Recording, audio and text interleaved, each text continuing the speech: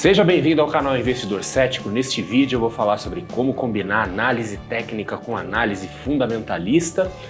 E eu acho que esse vídeo aqui vai ser muito interessante porque eu vou ensinar coisas que você vai poder aplicar de verdade nos seus investimentos e, quem sabe, melhorar a performance, o desempenho dos seus investimentos.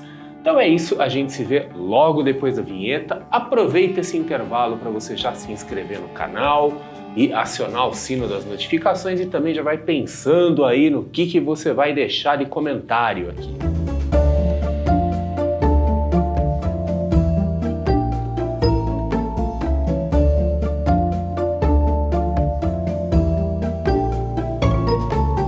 Análise técnica e análise fundamentalista. Então, são duas das mais famosas escolas de análise. E será que dá para a gente combinar essas duas coisas? Porque muitas vezes elas são colocadas como coisas opostas. E aqui, só para a gente fazer aqui só para relembrar rapidamente, a análise fundamentalista é a análise que é baseada em fundamentos, e os tais fundamentos são informações que presumidamente explicam os preços. Então nós temos fundamentos que podem ser de natureza econômica, que dizem respeito ao cenário geral em que uma empresa opera, né, a economia, o ambiente econômico. Então a gente fala de PIB, de inflação, taxa de juros, etc. Temos fundamentos que são associados ao setor e os fundamentos que são associados ao ativo propriamente dito ou à empresa. Então podemos falar desde informações de base mais quantitativa, como indicadores, né, PL, ROI e por aí vai, até como informações de base mais qualitativa, como uma avaliação da gestão da empresa, avaliação de sentimento dos consumidores e por aí vai. Já a análise técnica, ela é um tipo de análise que ela é um pouco mais simplificada, mais versátil, que ela só usa duas informações, preços e volumes. Então todas as análises feitas na análise técnica usam essas duas informações aí como matéria-prima, então é muito menos informação do que na análise fundamentalista. E uma crítica comum à análise técnica é que ela usa o preço para explicar o preço. A análise fundamentalista tenta explicar o preço com base nos fundamentos. A análise técnica explica o preço com base no próprio preço, mas na verdade ela está procurando ver movimentos de preço, e é comum o pessoal se referir à análise técnica como análise gráfica, porque muito frequentemente, mas não necessariamente, se faz essa análise observando gráficos. Tem outras possibilidades, a gente pode usar indicadores técnicos que são construídos também com base em preços e volumes e que não necessariamente a gente precisa olhar gráficos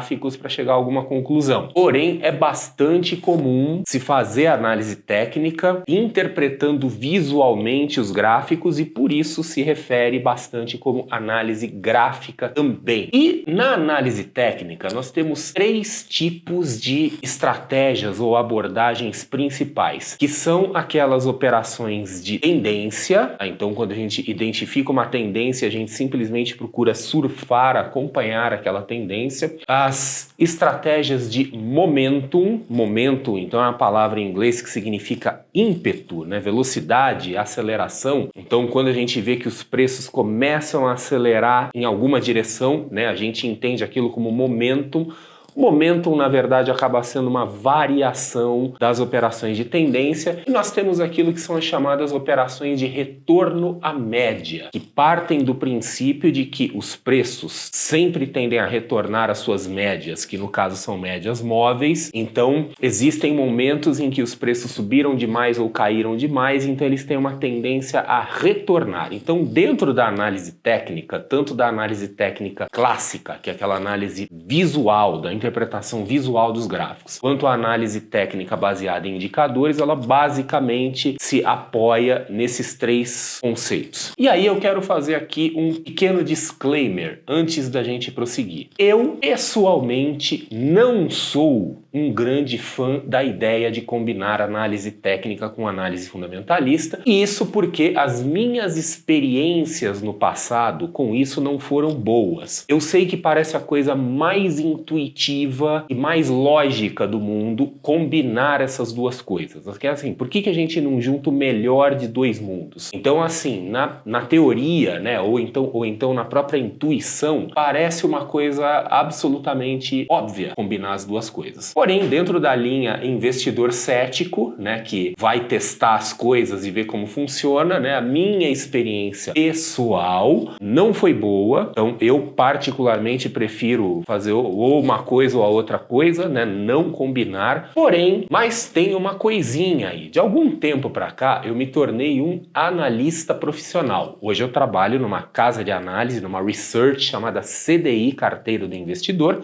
E eu estou falando isso pelo seguinte, porque hoje eu não posso mais me comportar como um investidor individual. Eu não posso fazer as coisas conforme a minha preferência, conforme o meu gosto, porque eu tenho um dever profissional de ajudar os clientes da carteira do investidor a terem melhor desempenho. Então eu tenho que colocar de lado minhas preferências e muitas vezes eu tenho que resgatar conceitos e trazer coisas antigas e retestar aquilo à luz de novos conhecimentos, de novos conceitos. Então eu estou disposto a rever a combinação de análise técnica com análise fundamentalista. Mas eu quero já fazer esse disclaimer assim, que pessoalmente eu tenho aí uma certa resistência ao conceito, mas como bom investidor cético que sou, eu me curvo às evidências. Então se as evidências mostrarem alguma coisa diferente da minha opinião, a minha opinião muda. Basicamente é assim que funciona. Mas vamos lá. Um erro comum da combinação de análise técnica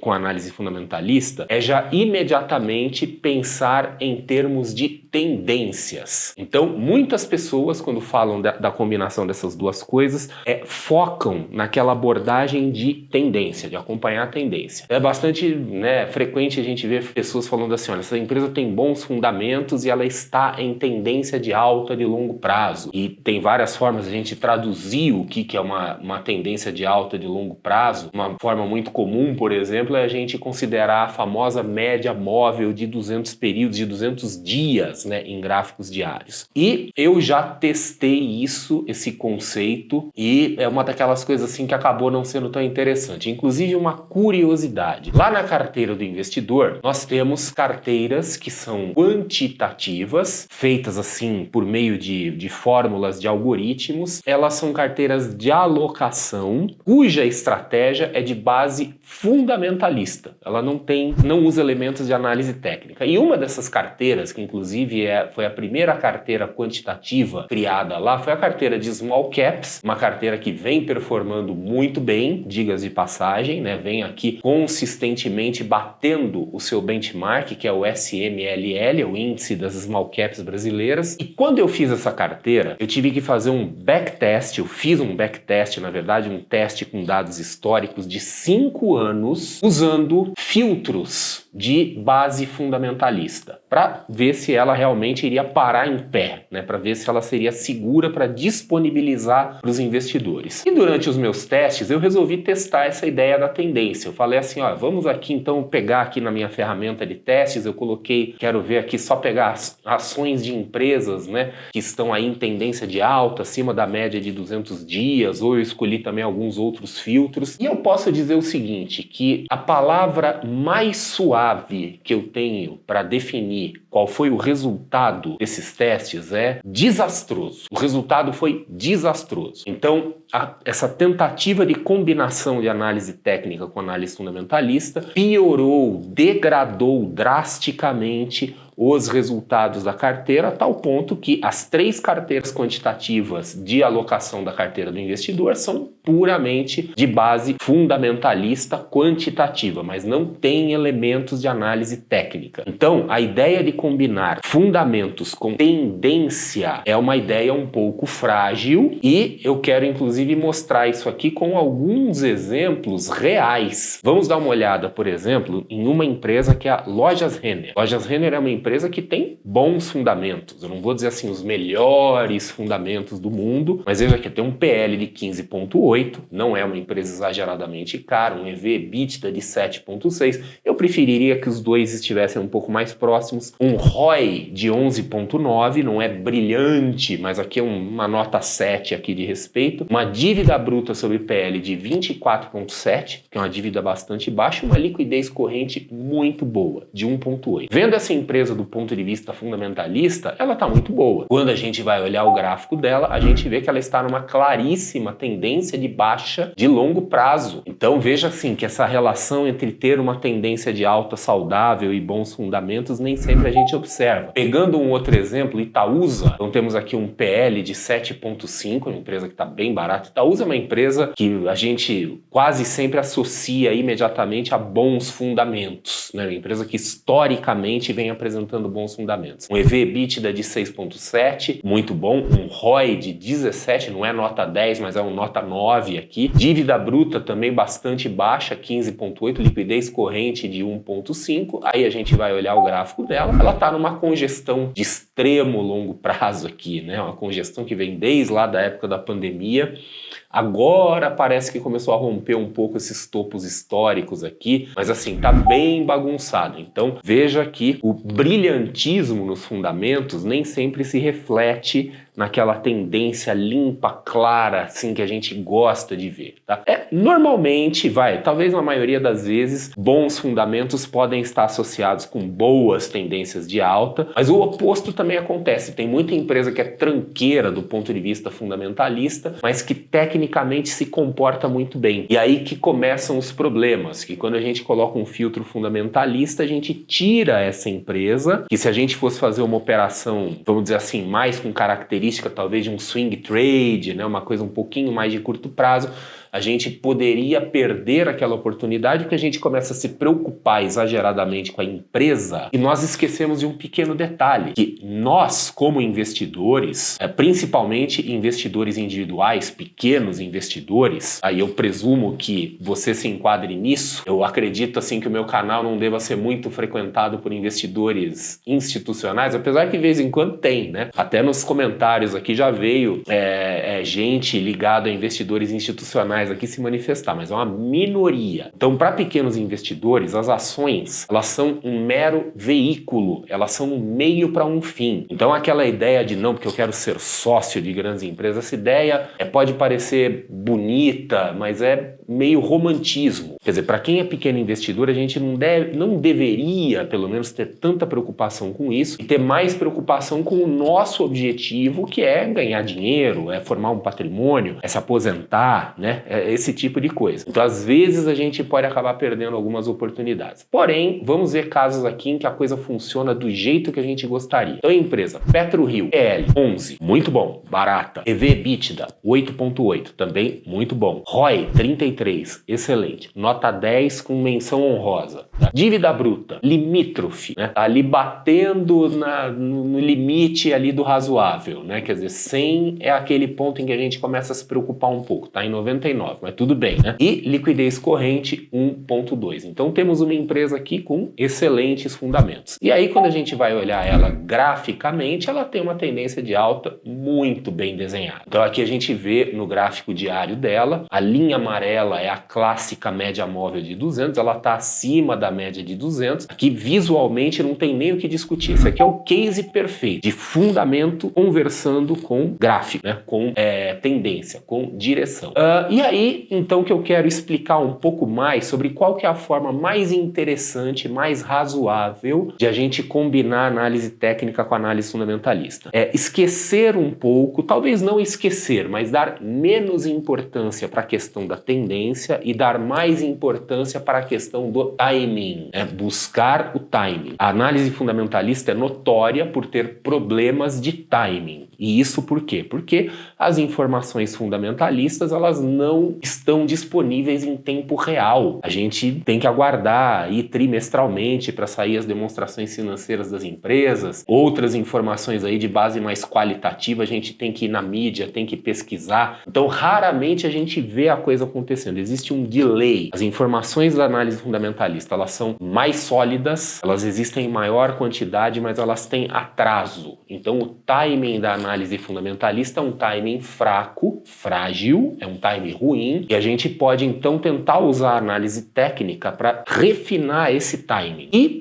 quando a gente fala em timing e análise técnica, os modelos de tendência também não são exatamente brilhantes em termos de timing. Modelos seguidores de tendência costumam entrar nas posições muito tarde, deixando uma parte do movimento que já começou, e sair também tarde demais, às vezes quando já perdeu também a outra extremidade do movimento. Então, quando a gente vai combinar as abordagens de análise técnica com análise fundamentalista, talvez a gente deva dar menos importância para tendência, um pouco menos de importância para momentum e dar mais atenção para os modelos de retorno à média, que são aqueles modelos que estão tentando identificar, por exemplo, fundos de curto prazo, pontos de entrada mais seguros, que esses vão se combinar melhor. Então, vamos continuar dando uma olhada aqui na PetroRio, né, no gráfico dela. A gente já viu aqui que ela está em tendência. Neste gráfico, além da média de 200, 200 dias, que é a média amarela, eu coloquei uma de 50, uma média então de prazo um pouco mais curto, que ela pode ser mais interessante aqui para a gente fazer algumas análises. E eu coloquei um oscilador. Este oscilador aqui embaixo, na parte de baixo do gráfico, é um dos meus osciladores favoritos. É um oscilador chamado CCI, Commodity Channel Index, tá? E ele pode nos ajudar a mostrar pontos de entrada mais seguros. Então a gente pode, por exemplo, pegar essa média de 50, que é a média verde, assumir ela como um filtro de prazo um pouco mais curto de tendência, uma tendência um pouco mais curta, e quando os preços estão acima dessa média, aí a gente pode buscar fundos, pontos de entrada mais seguros, recuos de preço, usando o oscilador como um sinalizador disso. E existem outros osciladores, diversos. Então tem o famoso índice de força relativa, tem um outro aqui que eu coloquei na tela agora também, que é o oscilador estocástico, neste caso aqui estocástico lento. Então esses indicadores podem nos ajudar a tentar encontrar esses pontos de entrada quando a ação está numa tendência de alta mais bem desenhada. Então a gente usa aqui tendência, mas como um filtro um pouco despretensioso, um filtro menos dogmático. O importante é a gente tentar achar essas entradas seguras. Uma outra possibilidade para quem quer operar com retorno à média, mas não gosta dos osciladores, são as famosíssimas bandas de Bollinger, que é um indicador baseado em desvio padrão, é um indicador de volatilidade. O autor, o John Bollinger, criou esse indicador, formando um canal ao redor dos preços, ao redor de uma média de preços, e um canal dinâmico que se movimenta conforme a volatilidade, fazendo isso por meio do desvio padrão. E no caso de uma ação, assumindo que ela esteja em tendência de alta, a gente pode considerar que um recuo em que o preço toca ou mesmo ultrapassa a banda inferior, a gente pode considerar aquilo como uma retração, um recuo de preços, um retorno à média, no caso mais do que um retorno à média, ultrapassa a média e vai ali para o desvio padrão da média, e nos dá um ponto de entrada mais seguro, melhor do que entrar seco, assim, entrar na louca, vamos dizer assim. E por fim, eu coloquei aqui também, fazer uma menção honrosa a um indicador que não é exatamente um oscilador, ele é um indicador de momentum, mas ele pode ajudar em alguma coisa também, que é o famoso MACD, ou MACD, como o pessoal gosta de falar em inglês. Mas de qualquer forma, essa abordagem de procurar retornos à média, de procurar formação de pequenos fundos dentro de uma tendência, é provavelmente a melhor abordagem para refinar mesmo entradas, para combinar, para potencializar ao máximo as duas coisas. E agora eu quero falar então sobre uma limitação, talvez não uma limitação, mas é algo que precisa ser mencionado aqui, que diz respeito a carteiras. Então, como fazer uma carteira que combina análise técnica com análise fundamentalista? Aqui as coisas podem ficar um pouquinho mais complicadas. Alguns conceitos que a gente usa em estratégias puramente fundamentalistas podem não funcionar tão bem quando a gente combinar as duas coisas. Então aquela ideia, por exemplo, de fazer uma carteira eficiente por meio de modelos de correlação acaba não funcionando tão bem. A mesma coisa vale para o rebalanceamento periódico, né? Então aquelas dicas assim que a gente vê, aquelas práticas comuns, ó, rebalancear a carteira a cada 6 meses, a cada 1 ano, essas coisas não vão funcionar direito.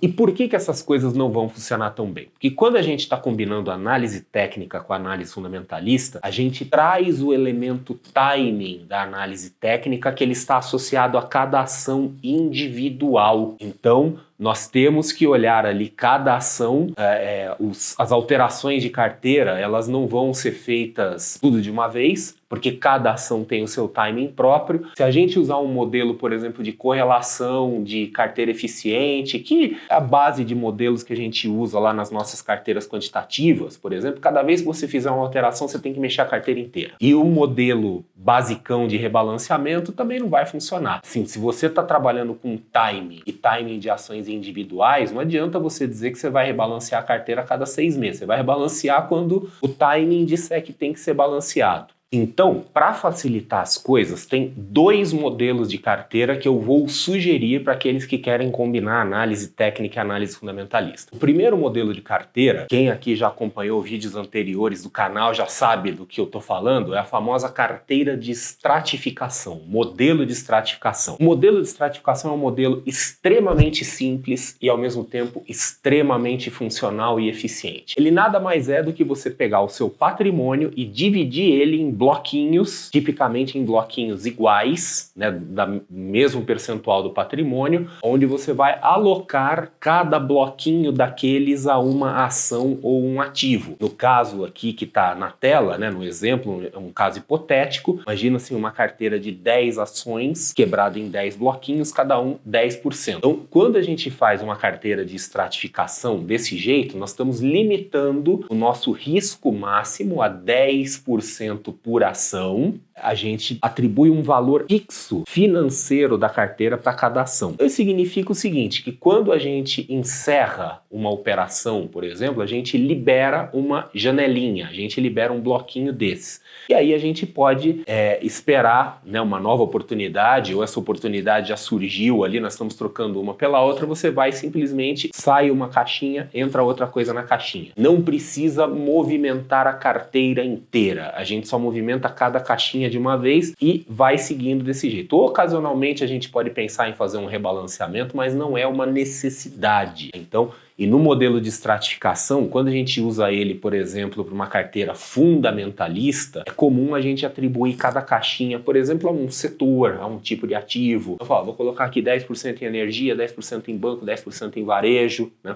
Esse modelo de estratificação, ele é interessante para fazer essa combinação das duas coisas, exatamente porque a gente pode tratar cada caixinha separada, cada uma com o seu timing. Então, essa é uma sugestão. A outra sugestão é um modelo em que a gente estabelece um risco máximo para cada operação. Então, cada compra de ação que a gente faz, a gente estabelece um limite máximo de perda. Esse modelo é um modelo muito usado no trading. Então, eu estou adaptando um conceito que vem do trading aqui para investimentos talvez até de prazo um pouco mais longo, e ele exige necessariamente o uso do stop loss. Eu sei que muitos investidores assim de orientação mais fundamentalista olham torto para as ordens stop loss, mas esse modelo exige. Então, quando a gente define um risco máximo financeiro por operação, eu estou falando de um valor financeiro, nós temos que ter um stop inicial. E aí o que nós vamos fazer? Nós vamos calcular a diferença do ponto de entrada nosso, do nosso preço de entrada para o stop. Então nós vamos ter um valor que vai ser uma perda máxima por cada ação, né, daquela ação que a gente está analisando. E aí nós vamos pegar o valor financeiro que a gente definiu como perda máxima, dividir por aquela diferença, e aí nós vamos ter aquilo, né, que em inglês o pessoal chama de position sizing, é o tamanho da posição, é o quantas ações nós podemos comprar para manter aquele risco controlado. Então vamos imaginar uma situação hipotética. Imagina que você tem um capital de 100 mil reais, hipoteticamente. E você estabelece que a sua perda máxima por operação vai ser 1% do seu capital, ou seja, R$1.000. Então, todas as operações que você entrar, todas as ações que você analisar e você entrar, você quer ter uma perda de, no máximo, R$1.000. Vamos ver aqui um exemplo real de como que isso funcionaria. Então, eu peguei, por exemplo, a VEG. Aqui está um gráfico da VEG. Vamos imaginar, vamos fazer de conta aqui que a gente resolveu entrar na VEG em algum momento. Nós temos aqui um capital de 100 mil reais e um limite máximo de 1% de perda, R$1.000. Então, entramos aqui, né? A VEG, que estava super congestionada, agora ela deu um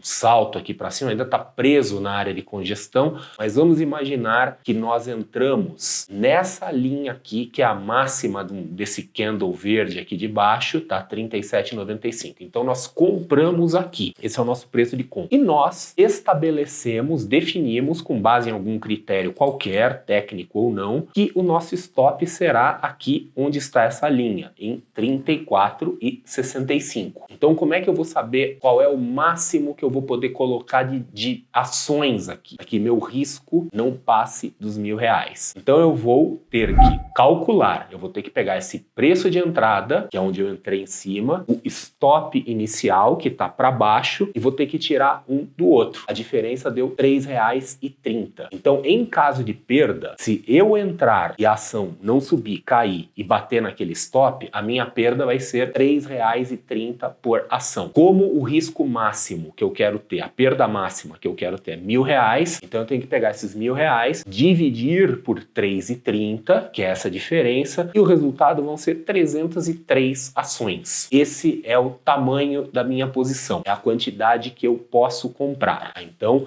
303 é um número meio estranho, né? Eu arredondaria para baixo aqui para fazer um lote, 3 lotes inteiros. Se eu tivesse, então, um capital de 100 mil reais e uma perda máxima definida por mim mesmo de 1%, a quantidade que eu poderia comprar nesse caso seria de 300 ações. E eu posso fazer isso várias vezes. Eu posso, inclusive, determinar um valor de risco máximo, não por operação, mas um risco máximo para a carteira inteira. Então, eu posso fazer algo assim. O meu risco máximo para a carteira inteira é 10%. Aconteça o que acontecer, eu não quero ter o risco de perder mais do que 10 mil reais, no caso da carteira hipotética aqui de 100 mil. Então, eu tenho o direito, vamos dizer assim, de fazer 10 operações, cada uma com um risco máximo de R$1.000. Então, cada operação tem um risco limitado a R$1.000, a carteira inteira tem um risco limitado a 10 mil. Eu posso montar a carteira desse jeito, é só eu estabelecer quais são os critérios de valor máximo de risco de perda por operação individual e o valor máximo da carteira toda. Então, modelo de trading que a gente traz aqui para uma eventual combinação de análise técnica com análise fundamentalista.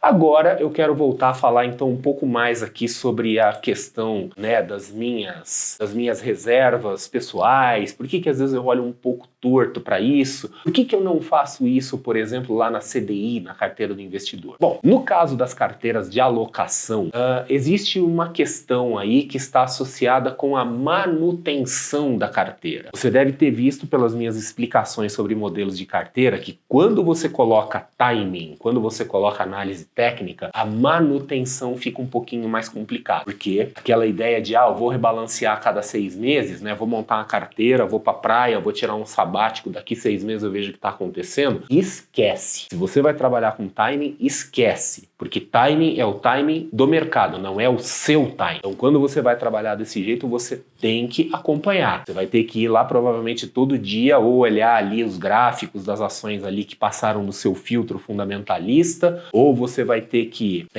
rodar um algoritmo, um robozinho, qualquer coisa dessa, né? Quer dizer, você vai fazer um procedimento desse, quer dizer, você vai ter um filtro fundamentalista, você validou quais são as ações ali do ponto de vista fundamentalista, mas você vai ter que ficar caçando o timing correto. Isso significa que exige um acompanhamento mais ativo. No caso da carteira do investidor, lá da CDI, essas carteiras de alocação são feitas para investidores que tipicamente não querem ficar tendo essa gestão ativa. Então, não dá para fazer, Tem que fazer uma coisa de baixa manutenção, no caso caso, essas carteiras elas são rebalanceadas a cada 3 meses. Só a pessoa vai lá, monta a carteira dela, fica tranquila e daqui 3 meses ela vai ver. Quando a gente está falando de timing técnico, não dá para fazer isso. E por outro lado, nós temos outras carteiras lá que são carteiras técnicas. Tem uma outra carteira lá na carteira do investidor, na CDI, que é uma carteira de base técnica, uma carteira de swing trade, está sob minha gestão, chama High Five. O próprio nome é meio autoexplicativo. São 5 ações, então por aí a gente já vê que é uma carteira de estratificação, porque são 5 caixinhas, cada uma corresponde ali a 20% da carteira, e é uma carteira que faz as suas entradas e saídas com base técnica. São operações mais de curto prazo. Porém, se eu aplico um filtro fundamentalista aqui, esse filtro fundamentalista me tira um monte de ações interessantes que às vezes não são tão boas do ponto de vista fundamentalista, mas para fazer um trade aí de 5, 10 dias, representa uma enorme oportunidade de ganhar dinheiro. Então, é por essas e outras que eu ainda continuo um pouco reticente à questão da combinação da análise técnica com análise fundamentalista, porém, eu fico imaginando que numa estratégia de position trading, de prazo um pouco mais longo, talvez essa combinação ela fique muito interessante. Eu não testei ainda, mas eu vou em algum momento testar, eventualmente se eu chegar à conclusão de que é uma coisa bacana, uma coisa sólida, quem sabe eu até faço uma carteira aqui na carteira do investidor, na CDI, uma carteira position combinando as duas coisas, porque ela, né, por ter um horizonte de tempo maior, eu consigo ter um maior aproveitamento das informações fundamentalistas e quem sabe fazer um timing de entrada apoiado em gráfico semanal, né? Não fica aquele timing super preciso, mas quem sabe eu consigo melhorar de forma substancial a performance dessa carteira. Em qualquer coisa de prazo mais curto que isso, eu perco muito da vantagem fundamentalista. É o caso de uma carteira de swing trade.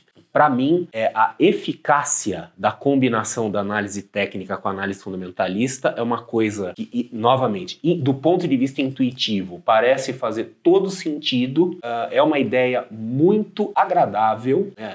A ideia de combinar o melhor de dois mundos é sempre uma ideia muito agradável, mas eu tenho que confessar que, pensando como um analista que procura trabalhar baseado em evidências, as coisas não estão ainda totalmente fechadas dentro da minha cabeça. Tudo parece muito bonito e fazer muito sentido, mas para mim, na minha visão, ainda tem que ser melhor investigado, melhor testado. Porém, né, se você aí nos seus investimentos de longo prazo já quiser aplicar um pouco dessas ferramentas de timing para você fazer melhores entradas ou administrar melhor o seu risco, às vezes usar um stop loss com alguma lógica, eu acho que é muito interessante então pegar esses elementos de retorno à média, né, pegar esses osciladores, né, pegar indicadores que mostrem recuos de preço dentro de uma tendência já consolidada, provavelmente vão ajudar muito na performance de uma carteira mais de longo prazo, mais de orientação fundamentalista. Bom, é isso. Eu espero que você tenha gostado desse vídeo. Espero que ajude aí em alguma coisa. Então nós vimos aí várias coisas assim que são de aplicabilidade imediata, né? Falamos sobre